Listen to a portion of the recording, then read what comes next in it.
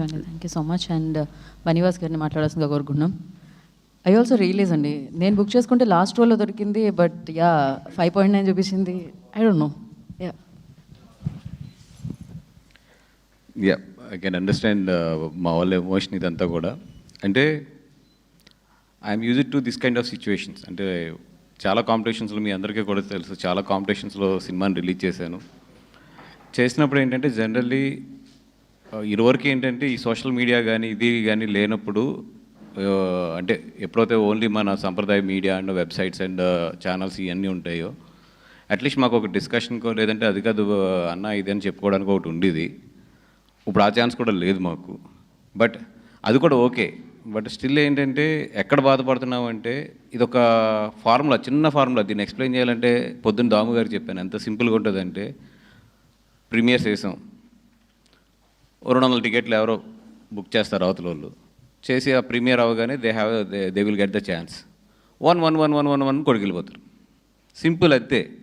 ఎప్పుడైతే ఒక 200 టికెట్లకి 1 కొట్టారో మనది ఆటోమేటిక్గా 5 వచ్చేస్తుంది. 5కో లేదా 4కో 3కో మీ ఇష్టం. ఒక 300 టికెట్లు కొడితే ఎంత కావాలితే అంత కిందకు వస్తుంది. మనం పడుకుంటాం. పొద్దున్నే లేచినాడు కంగారు పడి అక్కడి నుంచి మళ్ళీ జనాలు కొట్టే వరకు మనం వెయిట్ చేసుకుని సినిమా బాగుంటే అది లేస్తుంది. సినిమా యావరేజ్గా ఉంటే ఆ 5 కాస్త 5.5 5.6 దగ్గరికి వచ్చి ఆగిపోయి సప్.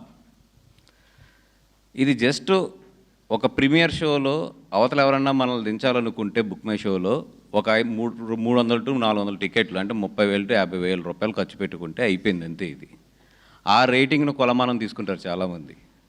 కొన్ని ఓకే రివ్యూర్స్ రాశారు, వాళ్ళకి నచ్చచ్చు నచ్చకపోవచ్చు, ఒక విశ్లేషణ ఉంటుంది. కొంతమంది సీనియర్స్ రివ్యూర్స్ రాస్తే ఒక విశ్లేషణ ఉంటుంది. కొన్నిసార్లు రైట్ సైడ్ ఉండొచ్చు, కొన్ని సైడ్ రాంగ్ సైడ్ ఉండొచ్చు, ఏదైనా పర్లేదు, అది ఓకే, దట్స్ ఓకే. ఎందుకంటే వాళ్ళకి ఒక పాయింట్ ఆఫ్ వ్యూ ఉంటుంది. ఇది అసలు ఉండదు, వెళ్ళి టపటపడపడ కొట్టుకెళ్తే అది వెళ్ళిపోతుంది అది కిందకి. అది దాంట్లో ఎవరు కొడతారు ఏంటి అన్నీ తెలుసు మాకు. సో పొద్దున్న దాము గారికి కూడా నేను చెప్పింది అదే, సార్ వదిలేసేయండి. బికాజ్ ఇప్పుడు జనాలు సినిమా చూసి కొంతమంది నిజంగా అలవాటు ఉన్న వాళ్ళు ఉంటారు, వాళ్ళు ఈవినింగ్ కల్లా కొంచెం బాగుంటుంది. లేదు ఈవినింగ్ కనుక మన రేటింగ్ పెరగబోతుంటే మనం యాక్సెప్ట్ చేసేయాలి దీన్ని. సో వదిలేసేయండి ఈవినింగ్ వరకు అన్నాం. ఇప్పుడు బాగుంది, 7.5 7.6కి వస్తుంది. మేబీ బాగుంటే రేపు పొద్దున్న 8కి వెళ్తుంది, 8.5కి వెళ్తుంది, 9 కూడా వెళ్ళొచ్చు. దయించి ఈ ఏదైతే టెక్నికల్గా అసలు వాల్యూ లేని ఒక రేటింగ్ ఉందో ఆ రేటింగ్ మొన్న లాస్ట్ టైం కూడా నేను మాట్లాడాను. ఇప్పుడు నిజంగా ఒక రేటింగ్ పెట్టాలంటే దానికి కొన్ని కొలమానాలు ఉండాలి. అంతేగాని షో చేసిన తర్వాత మీరు పెట్టండి అంటే ఏమో 300 టికెట్లు బుక్ చేసి కొడితే అయిపోతుంది రేటింగ్ అది. సో బట్ 300 టికెట్లు అవతల కొడితే మళ్ళీ 300 జెన్యూన్ పీపుల్ యువతలు కొట్టాలి దాన్ని మళ్ళీ పెంచాలంటే మాకు. అంటే అలాగా ఒక కొలమానం లేని రేటింగ్ గురించి ఎక్కువ కొట్టుకోద్దని పొద్దున్న చెప్పడం జరిగింది. అది కాకుండా నిజంగా ఒకటే సింపుల్, నేను ఎప్పుడు అనుకునేది ఏంటంటే, ఒక సినిమా బాగోలేదంటే మీకు అందరికీ తెలిసిందే ఫస్ట్ షోకి పడిపోతుంది. ఈ రోజులు ఉన్న రోజుల్లో అది ఇంత కాంపిటీషన్లు ఇన్ని సినిమాల్లో ఫస్ట్ షోకి పడిపోతుంది. ఒకసారి అది ఏమో ఇప్పుడు బుక్ మై షోది ఇప్పుడు నేను ఇందాక 2 o'clockకి పెంచిన షోస్ తప్పితే 2కో 3కో కొన్ని షోస్ పెంచాం, నైట్ షోస్. అవి తప్పితే ప్రజెంట్ అంటే ఇప్పుడు 4:40 5 o'clockకి ఇంచుమించి 2.35 మీద per hour వెళ్తుంది. అంటే సినిమా బాగోకపోతే మీ అందరికీ తెలుసు అసలు 2.35 మీద per hour అనేది highly impossible. And second thing చూస్తే టోటల్ మొత్తం ఎక్కడ కూడా ఆరెంజ్. అంటే ఇన్ని షోల మీద మీకు అందరికీ కూడా తెలుసు, నా దగ్గర అంత డబ్బు అయితే లేదు నిజంగా టికెట్లకి. ఓకే పోనీ ఈరోజు ఓకే, ఈరోజు అంటే ఓకేనంటే ఫస్ట్ డే హాలిడే అంటారు. ఒకటే ఏంటంటే ఎంత ఇది ఉన్నా రేపుది బుకింగ్ ఉండదు. మీరు చూడండి బుక్ మై షో ఓపెన్ చేస్తే రేపు కూడా ఈ రేంజ్ ఆఫ్ ఫిలింకి నేను చెప్పేది, ఈ రేంజ్ ఆఫ్ ఫిలిం కూడా రేపు మీరు చూస్తే ఐనాక్స్ GVK1 లాంటివి కూడా ఇంచుమించు ఆరెంజ్లోకి వెళ్ళినాయి. రేపు కూడా ఇంచుమించు 20 to 22 షోలు ఆరెంజ్లోకి వెళ్ళినాయి. అంటే అటు వైజాగ్ ఇవన్నీ కలుపుకుంటే అంటే దట్ మీన్స్ నేనేదో అద్భుతం జరిగిపోయింది అది ఇది అని చెప్పట్లా, డీసెంట్గా వెళ్తుంది. ఈ డీసెంట్గా గుడ్గా వెళ్ళే సినిమాని ఇటు దోస్తే ఇటు వెళ్తుంది, అటు దోస్తే అటు వెళ్తుంది. ఓపెన్గా చెప్తుంది. అంటే కొన్ని స్ట్రాంగ్ ఉంటాయి, అది అసలు దాన్ని ఏం చేయలేం. ఇది మంచి సినిమాని ఇటు దోస్తే ఇటు పడుతుంది, అటు దోస్తే అటు పడుతుంది. సోషల్ మీడియాలో ఏంటంటే ఇటు దోయడం అటు దోయడం. ఇప్పుడున్న ప్రజెంట్లో ఒక ఆర్గానిక్ కాకుండా ఒక ప్లానింగ్, ఒక చిన్న టెక్నికల్ దీంట్లో మార్చచ్చు దాన్ని.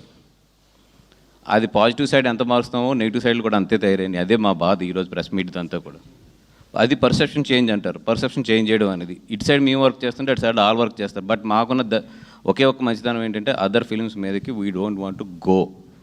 అది ఏమైనా సరే, నేను ఎంత లాస్ అయినా ఏదైనా సరే, I don't want to go on the other films because అది కర్మ సిద్ధాంతం. అది ఈ రోజు కనుక మేము అది చేస్తే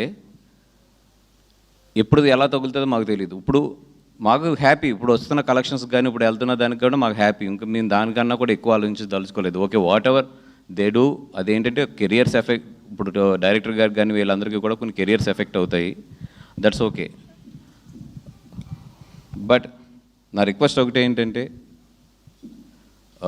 చాలామంది సీనియర్ జర్నలిస్టులు ఉన్నారు, చాలామంది ఉన్నారు. ఇప్పుడు సోషల్ మీడియా అనేది మీకు తెలుసు ఎలాగ వెళ్తుంది ఏంటి, అది అంతా ఒక ఆర్గనైజ్డ్ ఇది కింద తయారైంది, ఇదంతా కూడా మీకు అందరికీ తెలుసు. అట్లీస్ట్ ఈ నెగిటివ్ క్యాంపెయిన్ గురించి ఇట్ల గురించి మీరు ఎక్స్పోజ్ చేయండి. నేను అడిగేది అది, కొంచెం నేను రిక్వెస్ట్ చేసేది ఎక్స్పోజ్ చేయండి. ఎందుకంటే ఇప్పుడు నిజంగా ఇప్పుడు కొంతమంది రాసిన రివ్యూస్ని 100% నేనైతే రెస్పెక్ట్ చేస్తాను.